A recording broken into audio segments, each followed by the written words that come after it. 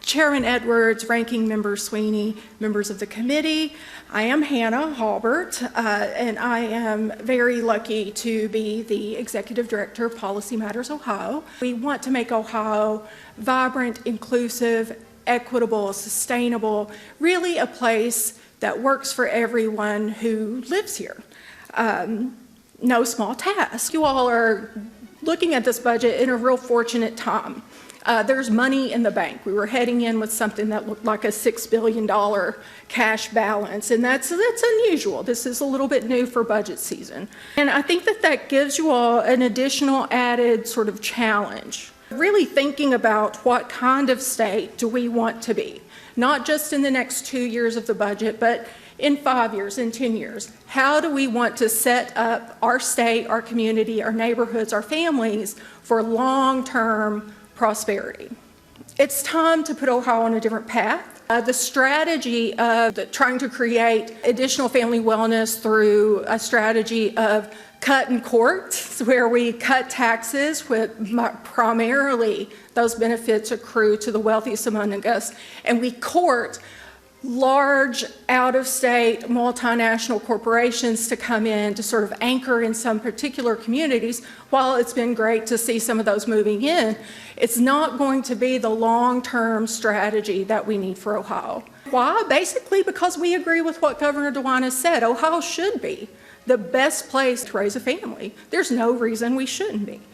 Reading, Writing, Route 23, that song, that anthem, it exists for a reason. In our history, Ohio was a place that brought thousands of families out of the South, out of Appalachia, into better lives. My family was certainly part of that migration in the 70s. There's no reason that we can't do that again. But it takes investments in public institutions, public spaces, projects, public services. All of those things that attract families will also attract prosperity. That kind of public support and investment is also a tool to ensure that no one is excluded from sharing in that growth or contributing in that growth because of race, class, ability, or some other marker of identity. And so we wanted to see, how well is Ohio doing along this question of being the best state? Are we somewhere where people can really put down roots and build a life for themselves? So we looked at 15 different indicators. Some we were doing good on, places where we have made consistent investment, like libraries, because of Medicaid expansion. Health insurance, share population with health insurance is pretty good. But whenever we looked at some of the things that were really fundamental, very basic family equality indicators, we were really poorly ranked. Child food security, 35th. Infant mortality, 42nd. Opioid death, 46th. Share of 4-year-olds in preschool, 36, and K through 12 equity funding, although much progress has been made.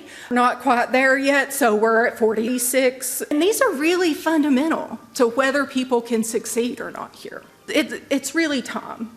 It's time for the state budget to use the state revenue to be a vehicle to close these gaps, to actually move these markers, and we can do it. We can be the best state. And certainly there's many provisions in House Bill 33 that do that. Things like expanding health care coverage for pregnant women, preparing more kids for kindergarten by expanding child care slots, scholarships for child care professionals, of course the Fair School Funding Program.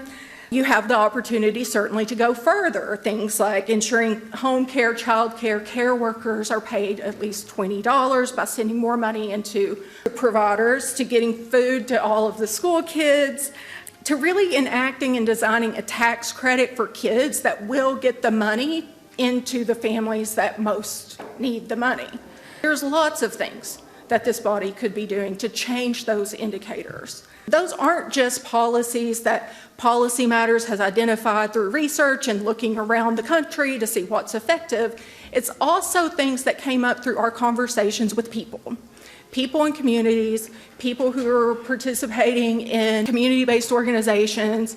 They're sharing with us what are their barriers, what are their needs. And so those are those priorities.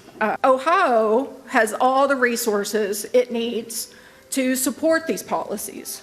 to support policies that really do pull people into the middle class. And that's true so long as we make our tax code one that really does work in favor of the majority of Ohioans. Now, House Bill 33, unlike previous budgets, does not include significant cuts or sort of structural changes to the tax code. However, it still would reduce GRF funding by $200 million per fiscal year. And a lot of the ways that it would be dropping those funds are through provisions that aren't exactly well targeted or effective. So, for example, the proposed child tax deduction, under that policy, families who are in the lowest income tax bracket, so people who are earning less than $26,000 or so a year, they're not going to see a dime from this change. A single mother of one making $40,000 a year would see her tax reduced by maybe $69. So these are not benefits that's going to substantially improve the quality of life for that family. However, the price tag of this provision adds up to about $135 million a year. Now, we have a proposed credit called the Thriving Families Credit. It's based on the federal credit. It is refundable. The details are in a separate report should you be interested. That would be well targeted, both to deliver a substantial amount of money, a meaningful amount into families' pockets, and to ensure that it drives those dollars into middle working class families. The GRF is also being reduced by other kinds of tax expenditures. Some of them, they may be beneficial. There's a low-income housing credit that may spur some additional construction. It may take some pressure off of the housing situation.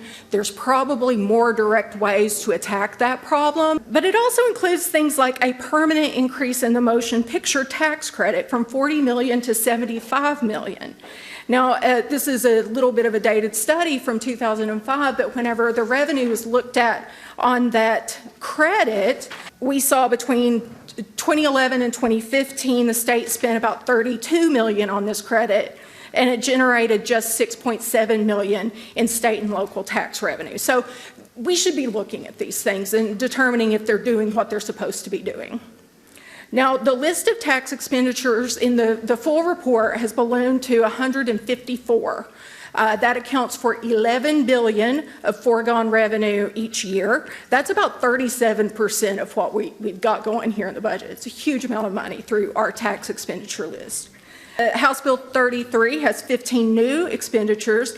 By themselves would be about that $200 million cut. Now, like I said, this current proposal, it doesn't include the flat tax, and I'm sure you all are familiar with those numbers, but looking at those funds, leaving aside the changes in the property taxes, which are its own thing, we're looking at cuts of $2.6 billion in 2024 and nearly $2 billion in 25. We just encourage the committee to ensure that these provisions remain absent from the state's operating budget. Ultimately, this is a tax strategy that's going to erode the state's ability to fulfill the promise of being that best place. And it's definitely going to put us in a difficult position if there is a downturn in the economy, just like Kansas found out. So I looked at District 94 and wanted to see what this might look like in that district, these tax provisions. And so this district, 21% of the people are living at or below the poverty line. That includes nearly 26% of kids under 5. A typical household in the district has an income of a little over $47,000. That's still under 200% of poverty. Modeling of the proposed flat tax shows that taxpayers with incomes less than $124,000 will get minimum benefits from this. Now, even those in what could be considered the upper middle class in Ohio, people earning between $75,000 and $124,000, they're going to see a tax benefit of just $155 on average. So, in fact, 89% of the value of this tax cut it's going to go to the richest 20% of households, so those making over $124,000 a year. And of that share, 35% goes to the top 1% they're making over $617,000. They're going to see a cut on average of about $11,000. Now, according to census data, about 80% of the households in District 94 earn less than $99,000. So, meaning on income alone, this tax change will likely have very little benefit for the majority of those taxpayers. They're just going to be down the income line where it's going to have far less positive impacts. Now, similarly, the proposed child tax deduction will have limited reach. Again, census data tells us that there's just under 30% of households in this district earning less than $25,000. So again, those folks aren't going to see anything from that child tax deduction.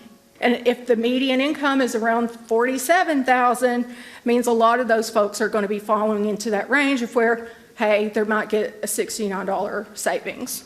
So that would be in contrast to what we're proposing, a Thriving Families credit, a state refundable credit. That option would send about $1,000 back on average to households with income under $85,000. That would hit about 57% of the families in that district. And that's meaningful. That's meaningful money. Now, given these estimates, it may be no surprise that separate surveying and modeling that we did suggests that 77% of likely voters in this district support a state-level child tax credit, a refundable state-level child tax credit like the Thriving Families credit, and a little over 70% support adding additional tax brackets to our tax code. So the question was, do you support adding an additional tax bracket to those who are having incomes over $250,000? What about those with incomes over $500,000? Most of the folks supported that. It's the exact opposite strategy that's being considered under the flat tax. And I think people understand the fairness implications of that. So again, because of the strong revenue returns, because of the federal support, you're in a pretty good position. It is possible to enact something like this that's going to drop the bottom out of our state revenues. It's going to cut billions. And we got money in the bank, so you don't have to deal with any of the impact, at least not now, not in 24 or 25. That bill will come due. The bill will come due. Again, designing our tax code, having the only strategy in our toolbox being one of cut and court, we're going to get the same kind of outcomes we have been getting. We've been doing this for 2 decades. How low, where does it have to land before we start seeing infant mortality rate turnarounds? How many cuts in taxes do we have to have before we see the opioid deaths actually reverse? We have really critical problems in this state, problems that the market and business isn't going to fix. It requires you, our state government, our local governments, even our federal governments, to pitch in and help solve it. So consider a new path. It really does create a fair, equitable, people-centered budget, and one that really does take care of all of us without exception. I grew up in Appalachia. It is near and dear, and if we can figure out how to reinvest or invest for the first time in many of these places that have been left out, we'll solve this problem. We will be the best state to raise a family, to have a family, to build a life. Thank you, Ms. Halbert, for your testimony today. Thank you very much.